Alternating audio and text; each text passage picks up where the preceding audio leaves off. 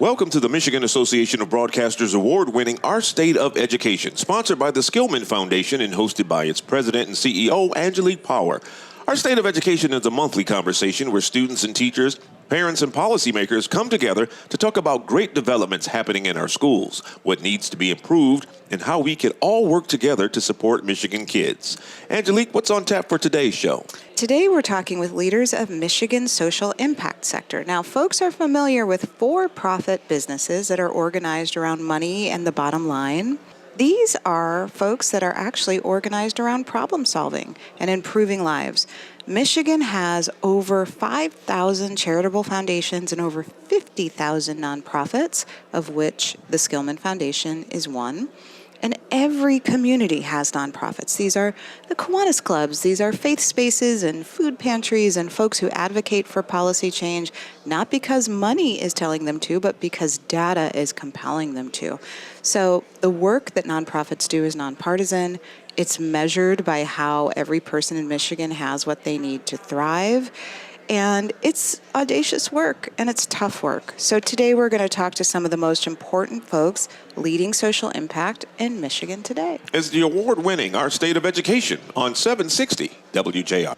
Welcome back to the award-winning Our State of Education here on 760 WJR, brought to you by the Skillman Foundation, which invests over $20 million each year to strengthen education for students in Detroit and across Michigan. Now, to help us dive into today's conversation, here's your host, Skillman President and CEO, Angelique. Thank you, Lloyd. Today we are joined by the wonderful Yazeed Moore, who is the Director of Michigan Programs at Kellogg Foundation. Now, Kellogg is a national foundation that supports children and working families and communities helping them thrive. Yazeed oversees Kellogg's grant funding in the entire state of Michigan, which includes investments in education from early childhood, K through 12, to post-secondary to workforce development, the full curriculum. Now, Yazeed does not do this from behind a desk. He is on the ground. He is in community. He embeds himself in so many places because grant making isn't just about reviewing funding requests and sending off money. It does involve, when done well, partnership development and community engagement, developing strategies with partners about how dollars and relationships can fuel the greatest change. We're going to talk about all of these things today. Good. But first, I want to say welcome to Our State of Education. Thank you, my friend. It's a pleasure to be here. I am glad you're here. I want you to tell us, in your words, about Kellogg's work in Michigan in general, but also why education is such a central part of it. Well again, thanks, Angelique, for the opportunity. So, Kellogg Foundation, founded in 1930 by a cereal pioneer, Will Keith Kellogg. Our work is really about how do we help children and families thrive. We know that the systems that food, health, education, economy, they're not working well for the children and families we work on behalf of. So how do we actually step into that space to begin to kind of change those systems and structures to ensure children have those best opportunities to thrive? And our work is centered squarely on children. And when we think about the education space, is one of the things that we work in is that how do we ensure that we're providing kids the best start early on? We know the immediate benefits that we see in early childhood education in terms of what the outcomes look like, in terms of readiness for school, wage opportunities as they get older, preparedness for post-secondary school education. And so really leaning very heavily in terms about how do we think about that early space on the early end of that continuum, to think about those opportunities that we're providing children, and particularly children and their families, to access the highest quality of early childhood education to give kids the best start possible so they can actually have that lifelong success that we are actually working for. Yeah, that makes so much sense. You know, I find that a lot of people have no idea what I do. And I'm talking about people in my own family, right? And so when you say I work at a foundation, people think that it's a nonprofit, an operating nonprofit. Or when you do explain it, people think that it's just like an ATM or like a bank where people come in and they apply for something and then they get funding. But I mentioned in my introduction of you that it's like actually so much more than that. So can you talk about that so much more piece of what you do? Yeah, that's so much more. You know, it's so funny. People think, well, it's got to be the easiest job for you to do that. So, no, to do the job really well, it's very time intensive and always doing this work in partnership with community. And one of the things that we call in terms of our DNA is being really listening to communities, right? And helping communities and their lived experiences shape the work that we do and the strategies that we deploy. And so I think one of the things, four things, I think when we're really doing this work well, Angelique, I think foundations and philanthropy can do this in a space. And I kind of call it the 4 Ps. We partner very well. We're partnering with community and on strategies and deployment of those strategies. We're patient. Our money should be the most patient that communities see, but also our resources should be the one that actually encourage the level of risk that we know because of the context that happens in community and what we see there. The other two is in terms about that we pivot when necessary, right? We pivot when necessary and say when, and actually that only comes because you're in good relationship with your partners in community. And last, but definitely not least, we're not prescriptive. And I think deploying those 4 Ps right there, I think really positions us to really be in this change work, to be adaptable, to be agile, to actually work toward the solutions and actually having communities know best, which is also a principle of Mr. Kellogg. Communities knows best. And how do we ensure that we're always equipping that in our work to actually make the change that we're trying to see at the end of the day? Well, I am going to offer a 5th P for you, which is panache. Because if anyone, I mean, if you could see how Yazeed styles himself, or the sneaker collection that you have, you will know that you do it with panache. You're very kind. Okay, let's talk this word, or this grouping of words, diversity, equity, and inclusion. It has become this anathema to say and do.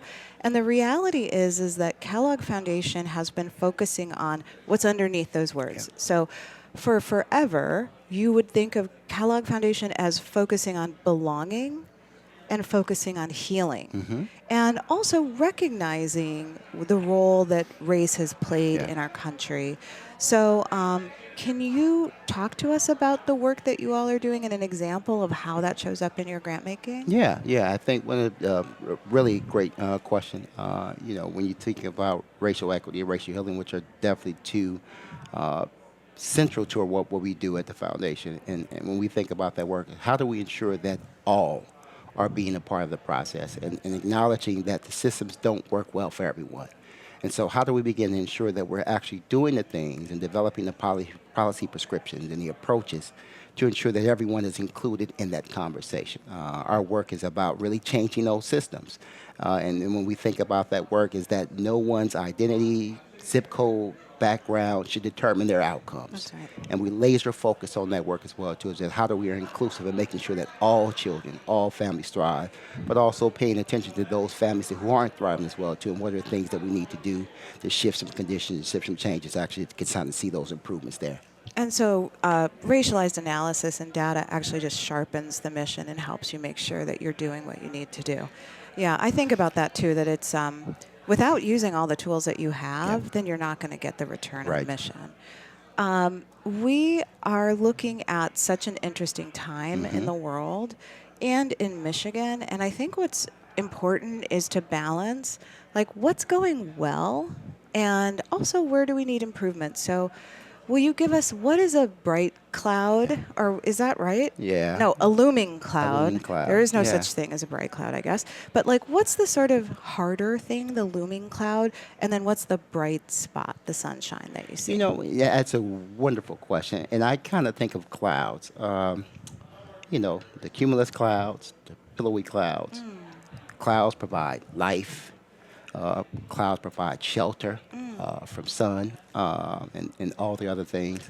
So I think the cloud, I tend to look a little bit more optimistic in terms of looking at what the cloud is. And I think the opportunity that we have is that what's our moonshot moment as we think about the education space here? We know that Michigan isn't doing as well as it should. for the 1.4 million students who find themselves in K-12 and public education. So what are some of the things that we can actually do to actually reshape, as I kind of call this moonshot moment for us in Michigan as well, to get us from that bottom half of states that's working in the space? Because if we do a much better job with children and providing them the opportunities to be successful, we know that's going to grow our economy, right? We know we're going to make Michigan a much more attractive place. So I tend to look at it a little bit more optimistic. I think that cloud actually brings opportunities for us to actually begin to kind of move toward the things that we need to do because it's there, because we have no choice, right? We have no choice. And so I tend to look at it from that way. I think clouds bring life, clouds bring cover. It's not always dark, but I think that's where the opportunity that we have in itself in terms of being able to kind of shift the conversation as well to what we need to do around the education space here in Michigan. Well, thank you. That was really beautiful, actually. So thank you for that reframing. Yazeed, you and I are both from Chicago originally, and we both transplanted ourselves to Michigan. First pressing question, bears or lions? Bears, bear down. Okay, we're going to have to end the segment Yeah, bear down. However, I will say, Michigan has proudly got my tax dollars for the last 24 years, right? So I consider myself a Michigander, right? But it is bear down. All the way? Bear down and all the way. And that's the Ben Johnson connection? Well, you know what? Hey, we take all comers, right? We're inclusive, right?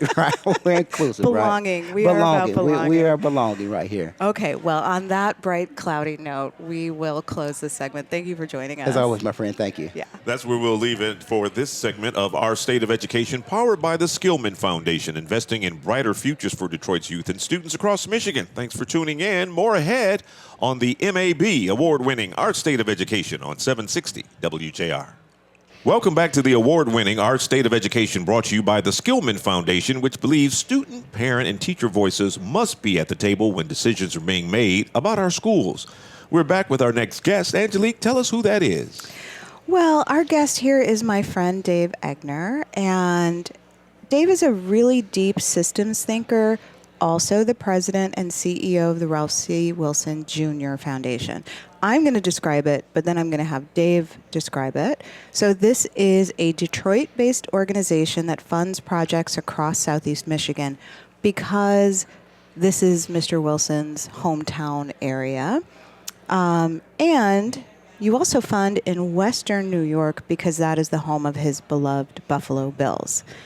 Now, you are one of those foundations, and we're talking social impact today. You are one of those foundations that's kind of unique. You have a ticking clock around what you give. 2035 is the timeline. And so with an endowment over $2 billion, you are actively spending down so that in 2035 you can shut your doors and know that you've made some impact. How would you describe the Ralph C. Wilson Foundation? Just like that. Well done. Let me talk a bit about Mr. Wilson and then these amazing life trustees that he put in place. So Ralph was not just the owner of the Buffalo Bills. He was successful in 11 different industries. He was a serial entrepreneur and grew up in Grosse Pointe, but when he could get the NFL franchise, or the AFL franchise when the league started, it was in Buffalo, which he had a choice of Buffalo or Phoenix. Phoenix was a cow town at the time, and he went to Buffalo because they were hungry for football and loved the community and became a staple in the community. In Detroit, he could go to the grocery store, the movie theater, a restaurant, and nobody knew who he was. In Buffalo, he couldn't walk down the street without being stopped and typically thanked for the Bills, unless it was the press, and then criticized for the Bills. But when Mr. Wilson passed, he had set up his trust, and his 4 trustees, Jeff Lippman, the CFO of the Bills, Eugene Dreiker, his longtime attorney, Mary Wilson, his widow, and Mary Owen, his niece, they had to sell the Bills and all the assets and put them into the foundation. So they started that process in 2014. The assets transferred on January 8th of 2015, and the foundation then had 20 years to spend it. Wow. It's bold. It is bold, and Mr. Wilson was so visionary by not telling them what to do with it. He said to them, the world will change. You figure out how to have the greatest impact. I'm not going to even tell you where to spend it geographically. So they spent a year determining where do we want to do this, and they said Southeast Michigan, Western New York, his hometowns, and they picked the areas they thought they could have the greatest impact in, consistent with his interest, and then said the clock's going, and they hired a CEO at the end of 2015, and I was lucky enough to be in that position.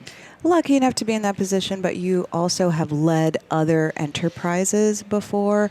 I said in the intro, you are a deep systems thinker. I always admire thinking with you. And often you'll hold up a napkin where you've like drawn the system and how... The famous napkins, yeah. Yes, yes. And so what does that mean when someone says to you, we have X amount of money, we have 20 years, go? So you start with data. What do we know? What are the issues to attack? And where do you have the greatest opportunity? And then I think the error of philanthropy is they don't take the next couple steps. You have data. The next question is, who do you want to have at the table to affect the problem? And let's gather them, clarify their self-interest, and see if we can get to an inspired shared vision. And that's what I've admired about your work. You follow that same pathway. It's not just run out with a checkbook. It's align interest first and find common ground. Thank you, Dave. That's kind of you to say. You know, we're kind of in a moment where people don't understand nonprofits. They don't understand charitable foundations. They don't understand the problem-solving business that we're in. If I were to ask you, let's start with nonprofits first, why are nonprofits important, what would you say? They fill an essential gap in society between the public sector and the private sector. You know, the private sector is critical to making the economy work, to providing income, to building tax base. The public sector should be working on the general interest of the populations in which they serve.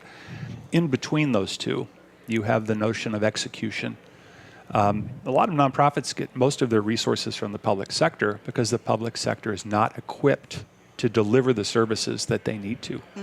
And we forget that and we blur the lines. So nonprofits sit in this strange, murky water between the public sector and the private sector in delivering things that improve the common good. And I think that causes the misunderstanding. They think that the nonprofits, they think one of a number of things. And you either think that they're part of government, or you think, gee, you shouldn't pay those people to do those jobs. They've taken a vow of poverty to do the work. And I look at my friend Bob Riney, and I look at university presidents, and Bob at Henry Ford Health. The complexity of those institutions are so big. I don't know that anyone who would do it for free. Yes, and that's so we right. have to compensate those who do that good work, whether they're literacy programs or running healthcare institutions. And people don't quite understand that. Yes. I just wrote something about this because of the Center of Effective Philanthropy's research that shows how underpaid and overworked and overstretched nonprofits are, that heroism is not an operating model that we can follow. Well put. So now we understand nonprofits. Tell us about foundations. How do we fit into that? So foundations were at one point uniquely American institutions. Philanthropy really started as an organized institution in the United States when a group of millionaires said, I want to do something better than just pass this on to my heirs. And so this unique American institution took on a number of different forms and fashions. You've got the famous work of Carnegie in the libraries. You've got Mr. Ford and the Ford Foundation, and Rockefeller and the Rockefeller Foundation, and this great visionary work that they did. It's been interesting to watch the evolution over the last 100+ years. More and more wealth in the system, more and more of a I think, inspirational in some cases, and I think systems in another approach to the work. And I'm worried that foundations have found themselves in a position of substituting for the public sector in some cases, or being seen as doing that. I'm also worried that it's overstated what we can do. Russ Mawby, who was the long-term CEO of the Kellogg Foundation when I went to work there in 1989, were you in elementary school then? I'm not commenting on that. Russ said to me, I said, Dr. Mawby, what do I need to do to be successful in philanthropy? And he said, you only need to know 3 things. 1, we don't do nothing. Other people do things. We have the privilege of empowering them. 2, we ain't got any money. You put all of our corpus on any single issue, it won't scratch the surface. We have to be strategic in empowering those folks that can do something with it. And 3, because they think you've got money and they think you do something, they'll treat you differently. Remember, you're just a kid from East St. Louis. Remember where you came from. And I think philanthropy sometimes gets in this trap of thinking that we can have massive change in a short period. Yeah. And the reality is systemic change comes over a long period of time, and philanthropy can help set the table. But I don't believe they can create systemic change alone. Yeah. You know, what's interesting is you, over your career in philanthropy, have started many things that are still not only around, but they have achieved so many different things. The Office of Foundation Liaison is just one example. New Economy Initiative is another example. I could go on. And you are facing a horizon line that's approaching with this end date at the Wilson Foundation. So when you look at that, how do you future cast what change needs to happen? When you figure that out, will you come let me know? I'll write it on a napkin. Oh, and then perfect. The challenge here, and it's great, we only serve 16 counties, 9 in Western New York and 7 in Southeast Michigan. So having place-based work makes it a little easier. What infrastructure can we help support and grow that can continue the work after we're gone? Mr. Wilson wanted us to have impact in 20 years, but he didn't want it to stop at 20 years. So what are the intermediaries, the folks that are coordinating and moving and setting policy? How do you grow them in that process? And the second area is what's the work that you can move up until that point that will gather the market or other funders that will continue after you're gone? How do you change the culture of a community to think differently about itself? Well, I'll tell you, at the Skillman Foundation, we've followed the lead of the Ralph C. Wilson Foundation in many cases and are honored to do so. I learn so much every time we hang out and talk. I just love being with you. Thank you for stimulates coming. my brain and makes me inspired. I feel the same way. Thank you. Lloyd. That brings us to the end of this conversation, but there's even more to come. Stay right here. The award-winning Our State of Education, brought to you by the Skillman Foundation, continues after this on 760 WJR. Welcome back to the award-winning Our State of Education, proudly supported by the Skillman Foundation, partnering with people to transform education and nurture the brilliance and power of Detroit youth. We're continuing with another important conversation. Angelique, introduce our guest and take us back in. We are joined by one of the most thoughtful and hardest working women in the social impact realm. That's Wendy Lewis Jackson, Managing Director for the Kresge Foundation's Detroit program. And today we're going to talk about how Kresge is partnering to support catalytic change in Michigan. Welcome to Our State of Education. Thank you for having me. We're so excited. Okay, so you're talking to a friend at a dinner party, and they say, "What do you do exactly?" And so you explain to them, because we use shorthand in our world to talk about it, but you explain to someone like our listeners who may not know what foundations are and that work. Tell them what you do and tell them about Kresge. So, usually what I say at a dinner party is that as a managing director at the Kresge Foundation for our work in Detroit, I am responsible for ensuring that the city stays on a positive trajectory and making investments either through grants or our social investing arm of the foundation, where we provide loans and guarantees to various organizations and efforts that keep the momentum going in places like Detroit. That's so I good. try to take out all the philanthropic Yes, that's really good. Yeah. And make it about the city in a bigger way. Now, you're a Detroiter. No, I am originally from West Michigan. Oh. Yeah, so I was raised by Detroit. Okay. But I'm originally from West Michigan. Ooh, I like that. You were raised by Detroit. Oh, I love that. And it is a compliment that I assumed you were a Detroiter. Yes, I take it as a compliment. Yes. I take it as a compliment. So I am a little more bi-coastal here in Michigan. So what is so interesting and important to note is that Kresge is a national funder. Right. This is one of the biggest foundations that we have. And they have made a very special commitment to Detroit. So can you talk to us about Kresge Roots and then the return to Detroit that's happening? Yeah, so you're right. Kresge is a national foundation, really international as well. We have a program in South Africa. right. But our roots are deeply here in the city of Detroit. The foundation was started by Sebastian S. Kresge, who founded the Kmart Corporation. And so Detroit is our hometown, but it's also really the heartbeat of all of our operations. Our mission is to expand opportunity in America's cities, opportunity and equity in America's cities. And it all starts with how we show up and what we do in Detroit. And it's networked across the various cities that we work in. So we have Detroit is our deeply place-based, signature place-based program. And we invest about $40 million a year just in the city of Detroit. Wow. And that does not include our social investing, which when you add that up, that's about $100 million. But then we have 3 additional cities that we call focus cities internally. So we have a deep commitment to New Orleans, Memphis, and Fresno. New Orleans is very interesting because it was one of the first connections that we made outside of Detroit in a deep way.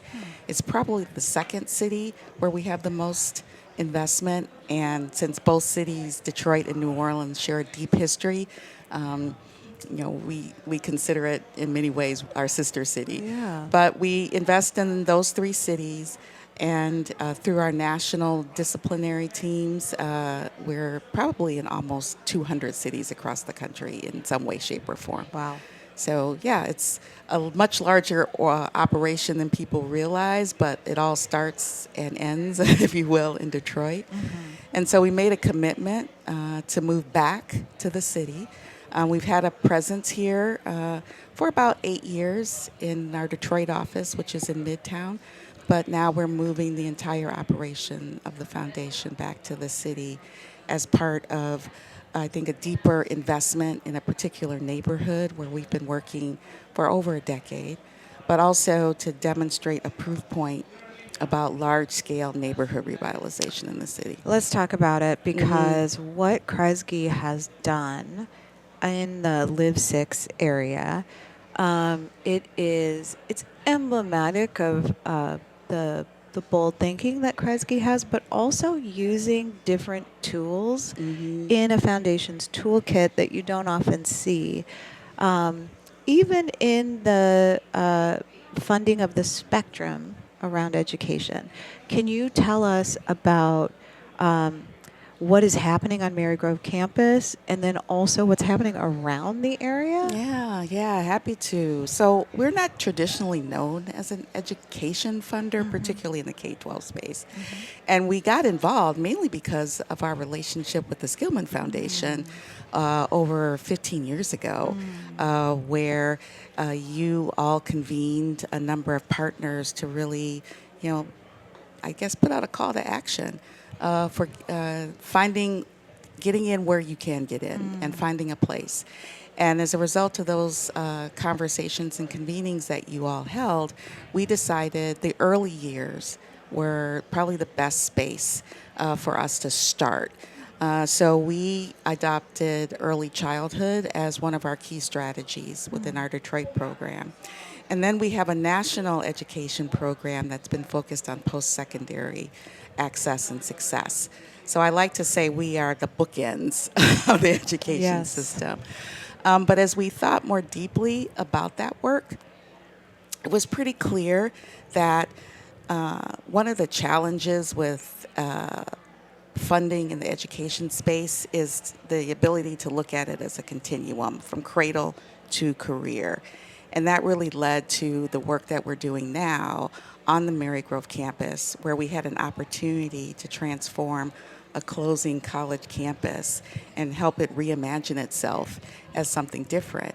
And what came to the forefront was the opportunity to create the first cradle to career campus in the city of Detroit, where kids can start as young as 6 weeks old in a state-of-the-art early childhood center that we invested in and helped build, all the way to a new partnership with the University of Michigan, which now has undergraduates on campus for the first time in probably a decade. You know, it is pretty remarkable. That's where your headquarters is going to move to, right? Right. So we're moving the headquarters to the campus as well. Yeah, it really, to me, it is such a good example of how you don't fund a thing, but you fund a neighborhood. Right. And you start with children and families, and then it echoes outward. 100%. So funding a neighborhood in all of its dimensions. And so before we announced the move, we had been investing in that particular part of the city for about 10 years. We started on 7 Mile with the kind of bringing back the Avenue of Fashion, and joined a host of partners, both philanthropic but also banking partners, to help catalyze reinvestment there. And then we moved down to 6 Mile and started working on the Marygrove campus and putting together that partnership. And it's such, we invest in neighborhoods, but we also invest in partnerships. And that's, I think, really important in this context, because a lot of what you see happening there is a result of partnerships between the University of Michigan, Detroit Public Schools Community District, which started a new school based on this model, the Live 6 Alliance, and so many others. You and I are strolling up Livernois 5 years from now. What do we see? So you're going to see a revitalized 6 Mile corridor between Livernois and Wyoming. So new businesses, new employment anchors within the neighborhoods. We hope that you'll see deeper planning to stay investments, so investing in legacy Detroiters and helping them with home repair and property tax issues. But I think the bold move that we all as partners are hoping to see is, not only is this going to be the city's first cradle to career educational neighborhood and model, it's also going to be perhaps the model that jumpstarts climate change and a city's ability to address climate change. So we're working with neighbors to look at climate smart home repair and more sustainability, and even our headquarters is going to be probably lead for as well.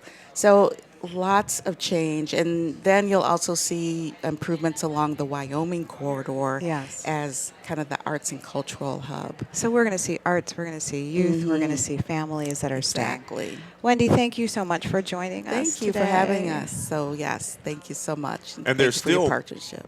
And there's still more to unpack in our final segment right here after the break. You're listening to the MAB award-winning Our State of Education, brought to you by the Skillman Foundation on 760 WJR. Welcome back to the award-winning Our State of Education, sponsored by the Skillman Foundation, where we follow the will of Detroit youth to dream big and design new possibilities together.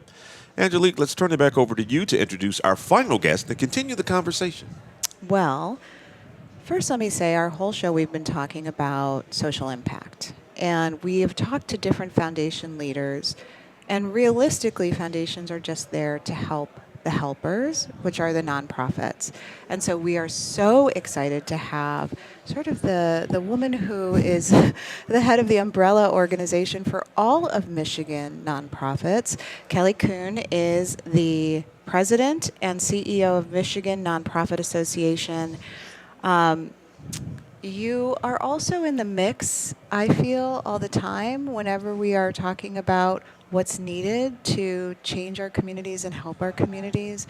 So will you start by telling us what are nonprofits and what do they do? Yeah, good morning. Absolutely. Nonprofits, they are individuals who get up every day to make the circumstances of someone or something better than maybe where and what they might be experiencing at the time.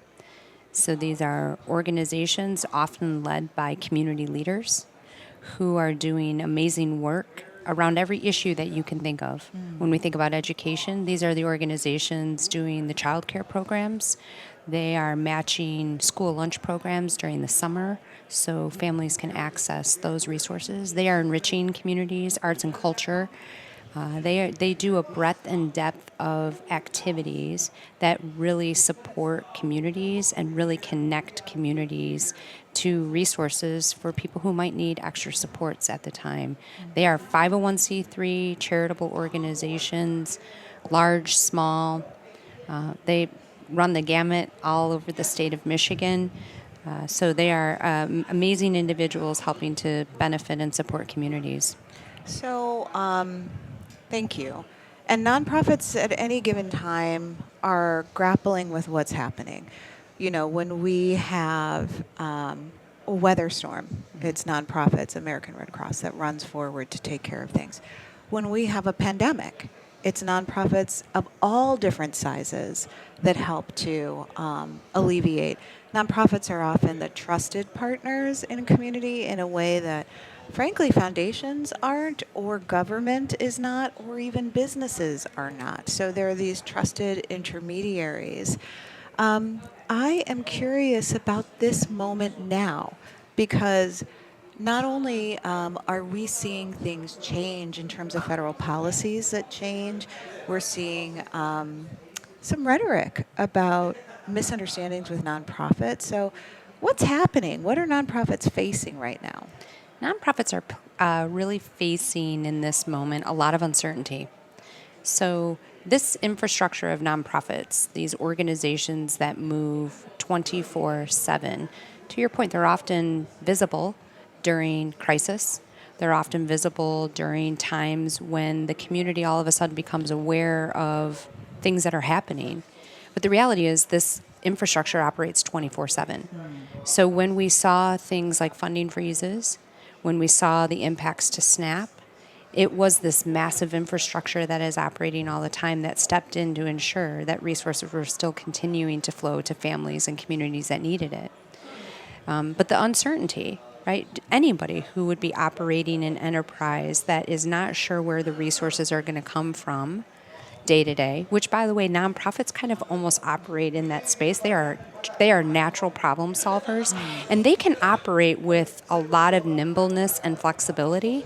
But when there is commitments made that in exchange for the program or activity that you said you would do would have a grant or a contract, and that grant or contract is frozen overnight, it is immediate impacts. So an example, when the funding freezes happened early in last January, what happened was a federal decision policy was made overnight. By that next morning, in some communities, and in particular ones that were providing early child care supports, 200 people did not have a job, and 450 people did not have access to child care overnight. Wow. In one community, right? Nonprofits are part of the economy. That 200 people, that's 1 in 10 jobs in Michigan that are tied to nonprofits. I mean, we move lots of resources and supports all the time. But often that, if you need access to that service, you know that infrastructure is there. But it's not as visible or as known to others that are not necessarily accessing it or needing it day-to-day supports. So that uncertainty is creating a ripple effect that I think is often overlooked. It's not just funding to do the programs. It's programs itself, it's jobs, it's all of those things. That certainly is one of the areas that is of major concern. But the breadth and depth of the sector is not just direct service delivery providers. It's philanthropy, like you. Yes. It is higher ed institutions. It is health systems. And when you look across the board of where the impacts are happening along those, it's happening for the first time across the spectrum. And it's actually also, unbeknownst to even nonprofits who are just carrying out their mission work every day, what's also happening is the infrastructure that keeps us charitable. Like the tax policy space that keeps the space of how we operate, the charitable part of the work. That's also something that nonprofits are also grappling with. Will I exist? Will people donate? Will people still be active? Those are some of the things. And the data is pointing that people are just not engaging in community. Nonprofits are a place where you naturally bring community together. So we want to start thinking about moving the stats that are showing that donations are down, the individual day-to-day donor, volunteerism is down, and that's another thing that keeps the machine and the infrastructure moving is people. Yes. It's not just helping people, it's people who are supporting the organizations that then in turn can help people. And those trends are pointing negatively, and we really want to turn and get more engagement. And I think that's another thing that nonprofits, our leaders are burned out. Yeah. And we've got great leaders. We've got great problem solvers that we need to help us continue to navigate so much uncertainty, and we have to figure out the ways to support them. You know, the Center for Effective Philanthropy just released their report about this exact thing. And it was the status of nonprofit leaders. It was heartbreaking, honestly. Much of what you're describing, that while we have, folks who are out of jobs or who can't afford the prices due to inflation or other things. So you have this mounting need, and you have the nonprofit sector that serves that need, but they are receiving less support and less funding. And so it's compounding the issues. What can our listeners do about this? What can the philanthropic or the business community do? So I think the most important thing is to recognize that it's all connected. Back to my example, a policy decision's made overnight. 200 people cannot report to work. Yeah. 450 families cannot also report to the jobs that they have unless they were able to find replaced childcare, right? It's all connected. So I think the recognition around how important the sector is, many people who employ people in this state may not recognize that their employees are accessing services to fill gaps. Yeah. Right? In this conversation, there's been talk of affordable housing, the Medicaid example that is about to happen. It's all connected. In one way or another, it's going to ripple into community. So I think it's first the awareness and recognition of how things are connected. Yes. I think the other thing is we need everybody engaged and involved. Yeah. We need you on boards, helping to support the work of nonprofits. We need you donating to nonprofits directly. Yes. Directly. We need you volunteering. It's not just going to be about supporting the sector. It's going to be about creating community. So there's a personal benefit that comes as a result of engaging through charitable nonprofits. And I think right now people are looking to connect in community. And that's a place where everybody can connect for a common cause and a common purpose. And then I think what ends up happening is we all become evangelists for nonprofits and the way in which they fill needs in communities. And I think it just creates a sense of community. And I think that's what people can really do is recognize how connected it is and get engaged, deepen the engagement. Understanding nonprofits not just as a service to society, but as a service to ourselves. Right? Absolutely. Thank you, Kelley, for joining us. Thank you so much for having me. Really good to spend time. Thank you. Whether you're a parent or a policymaker, student or teacher, business leader or community member, your voice matters. Send us your thoughts and questions. We'll bring some of those to the show. Go to skillman.org/stateofed. That's skillman.org/stateofed. Thanks for joining us. We'll see you next month with more voices, more insight, more hope for the future of Michigan students on the Michigan Association of Broadcasters award-winning Our State of Education, only on 760 WJR.